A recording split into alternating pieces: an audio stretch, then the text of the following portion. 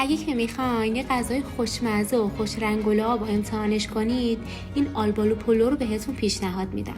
بیاین که با هم دیگه درستش کنیم. آلبالوهایی که شستیم و حساشو جدا کردیم و به همراه شکر و روغن میذاریم که بپزه. حالا برنج آبکش میکنیم و به صورت لایه‌ای به آلبالوها داخل قابلمه میریزیم و حدوداً برای 1 ساعت اجازه میدیم که بپزه. حالا گوشت چرخ شده، پیاز، ادویه‌ها رو ورس میدیم، اونها رو قرقری میکنیم و داخل تابه سرخشون میکنیم. به همین راحتی و خوشمزگی امیدوارم که درست کنید و لذت ببرید.